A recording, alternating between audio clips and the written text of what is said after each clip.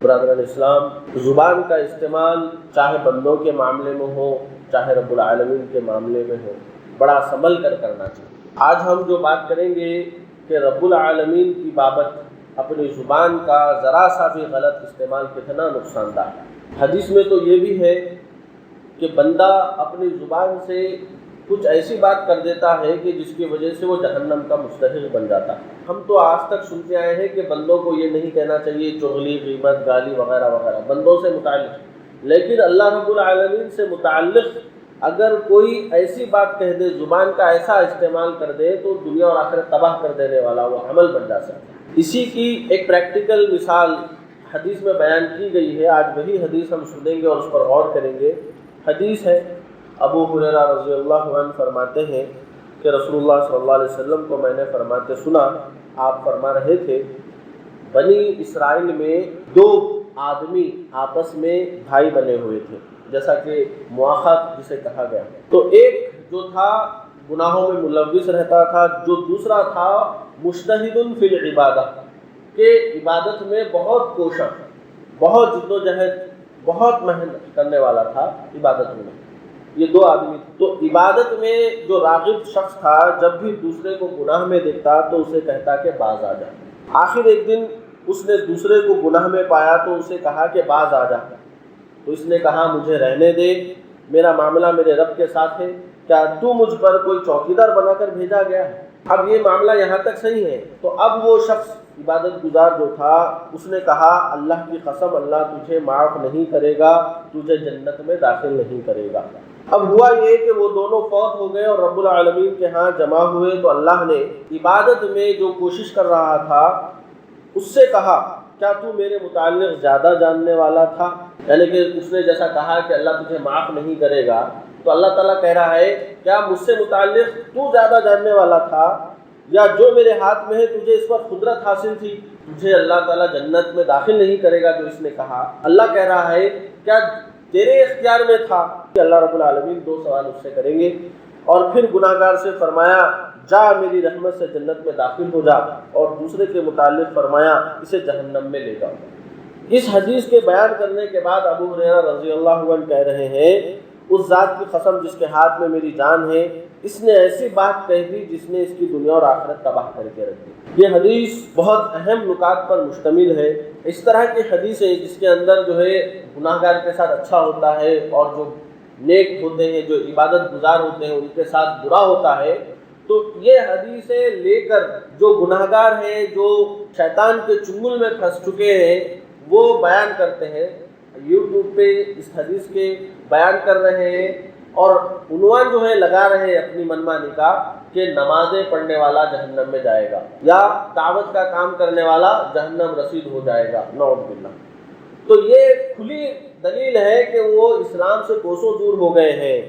یضل بہ کثیرا ویہدی بہ کثیرا، اللہ رب العالمین جو وحی ہے، جو قرآن و حدیث کے دلائل ہے، اس سے بہت سے کو ہدایت دیتا ہے اور بہت سے اس سے گمراہ بھی ہو جاتا ہے۔ تو یہ ایسی ہی حدیث ہے جس سے بہت سے لوگ گمراہ بھی ہو گئے ہیں اور بہت سے ہدایت پر بھی آتے ہیں۔ جس کے دل میں ایمان ہے، جو صحیح حق کی تلاش میں ہے، ان کو یہ حدیث صحیح لگے گی، ورنہ جو جن کے دل پر شیطان قبضہ کر چکا ہے ان کو جو ہے غلط ہی نظر آئے، وہ یہ سمجھیں گے کہ گناہگار رہنا ہی اچھا ہے، اللہ تعالیٰ جنت میں ڈال دے گا۔ یہ جتنا عبادتوں میں کوششیں کریں، ایک بھی ادا اگر ناپسند آ جائے تو جہنم میں اللہ تعالیٰ ڈال دے گا۔ لیکن ان کو یہ سوچنا چاہیے کہ اتنی عبادت کرنے کے باوجود بھی اگر ایک شخص ایک غلطی کی وجہ سے جہنم میں جا سکتا ہے، تو جو اپنی ساری زندگی گناہوں میں گزار رہے ہیں ان کا کیا حال ہو سکتا ہوگا۔ تو شیطان جو ہے گھر کر چکا ہے ان کے ذہنوں میں، تو اس لیے وہ غلط باتیں کہتے ہیں۔ دوسری بات یہ ہے کہ یہاں پر جو بتایا گیا ہے کہ جو نیک شخص تھا وہ دعوت دے رہا تھا، گناہوں سے روک رہا تھا، کیا یہ بات صحیح تھی یا نہیں؟ کیونکہ حدیث میں یہاں تک ذکر ہے کہ جب بھی کسی کو گناہ میں دیکھو تو اس کو اپنے ہاتھ سے روکو۔ اگر اپنے ہاتھ سے نہیں روک سکتے تو زبان سے روکو، اگر زبان سے بھی نہیں روک سکتے تو کم از کم اس برائی کو اپنے دل میں برا جانو۔ یہ ایمان کا سب سے کمتر درجہ ہے، برائی کو برائی جاننا، یہ کیا ہے؟ ایمان کا سب سے کمتر درجہ ہے۔ اس سے کم کا کوئی درجہ نہیں ہو سکتا. اگر برائی ہو رہی ہے اور ہمارے دل میں اس کو برائی نہیں سمجھ رہے ہیں، ہم اچھائی سمجھ رہے ہیں یا برائی نہیں سمجھ رہے ہیں، تو سمجھے کہ کم تر جو درجہ ہے ایمان کا وہ بھی ہمارے پاس نہیں ہے. اس نے جو کہا، جو کیا اسٹارٹنگ میں کہ وہ روک رہا تھا برائیوں سے، بالکل درست تھا، اس میں کوئی دو رائے نہیں ہے. وہ اپنا جو دعوت کا مشن اس کو دیا گیا تھا وہ ادا کر رہا تھا. لیکن ایک بات ہے، لست علیہم بمسیطر، کہ آپ کو ان پر داروغہ بنا کر اور مسلط کر کے نہیں بھیجا گیا، ان کے اعمال کا وکیل بنا کر نہیں بھیجا گیا. اللہ رب العالمین فرماتا ہے وما انت علیہم بجبار فذکر بالقرآن من یخاف وعید، اور آپ ان کے ساتھ زبردستی کرنے والے نہیں ہیں. اللہ رب العالمین نے قرآن و حدیث نازل کیا، صحیح اور غلط راستہ بتا دیا اور انسان کے اختیار میں دے دیا کہ وہ کون سا راستہ چاہے اختیار کر سکتا ہے. آپ جبر نہیں کر سکتے کسی پر، آپ نصیحت کر سکتے ہیں لیکن جبر نہیں کر سکتے. اور چوکیدار جو 24 گھنٹے پیچھے رہتا ہے، مسلط کر کے نہیں بھیجا گیا. یہ سمجھیے کہ مسلمانوں پر اللہ رب العالمین کا فضل آسانی ہے. اگر آپ کو مسلط کر دیا جاتا یا آپ پر چوکیداری کا فرض ادا کر دیا جاتا تو 24 گھنٹے ایک شخص کے پیچھے لگے رہنا پڑتا.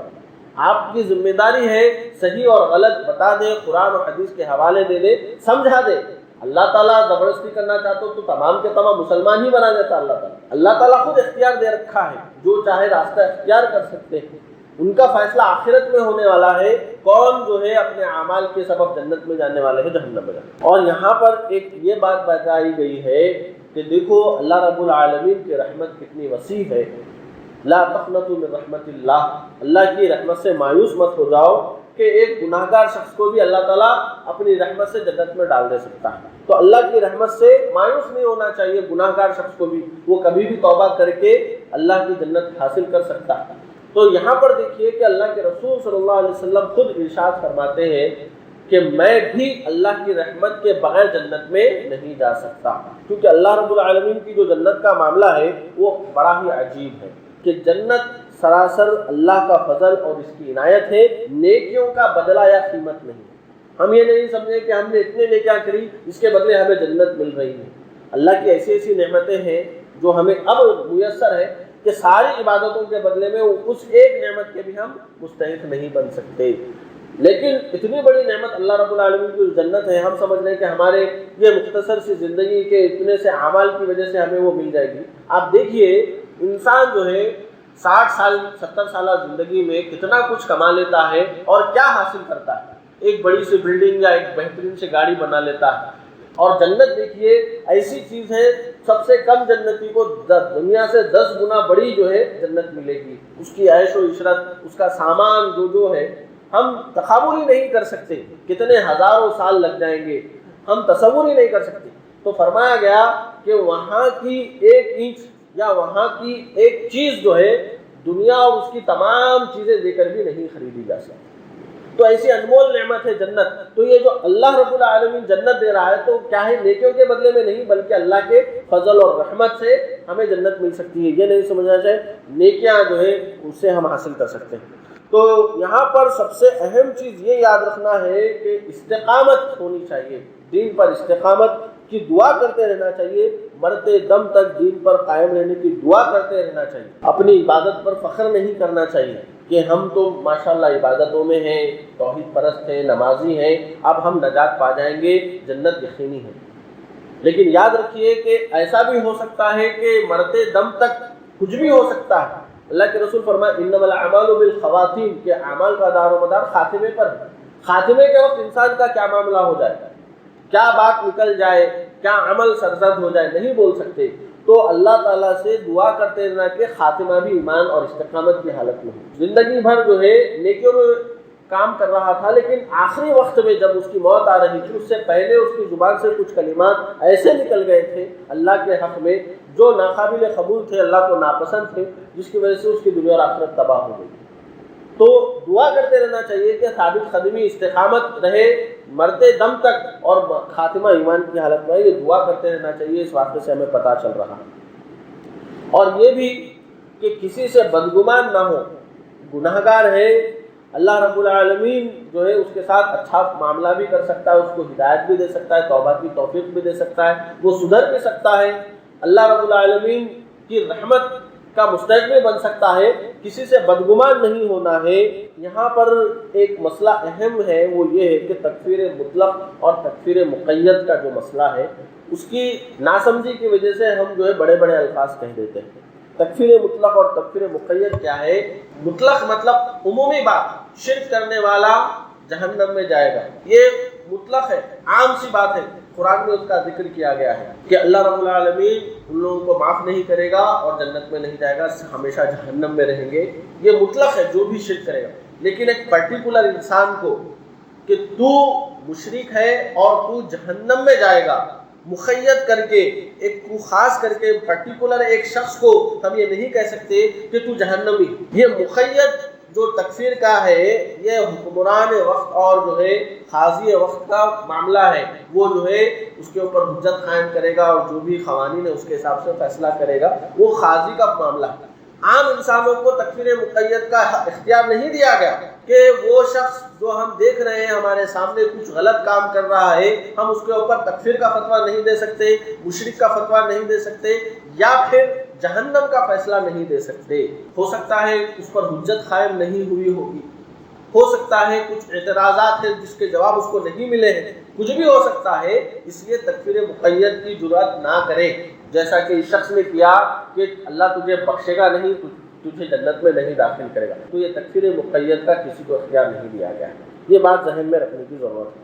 تو خلاصہ کلام یہ ہے کہ نیکی، خیر، امر بالمعروف، نہی عن المنکر کے مبارک اعمال میں مشغول جو افراد ہیں ان کو حد سے تجاوز بھی نہیں کرنا چاہیے۔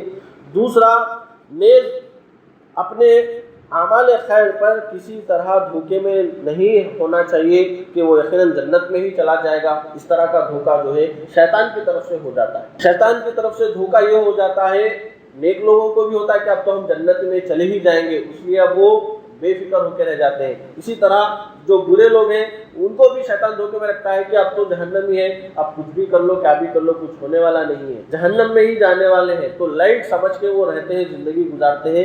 لیکن یاد رکھیں کہ اللہ رب العالمین سے توبہ کریں گے، استغفار کریں گے، برے لوگ جنت کے مستحق بن سکتے ہیں، اور نیک لوگ اگر بے فکر ہو کے رہ جائیں گے تو آگے کی جو زندگی کے اندر ہے لڑکھڑا سکتے ہیں۔ گناہ گار مسلمانوں کے متعلق یہ وہم نہیں ہونا چاہیے کہ اللہ انہیں معاف نہیں کرے گا یا وہ جنت میں ہی نہیں جائیں گے، اس طرح کا اعتقاد نہیں رکھنا چاہیے۔ ایک اہم بات یہ ہے کہ اللہ عز و جل کا جو میزان عدل ہے وہ بڑا دقیق اور عجیب ہے۔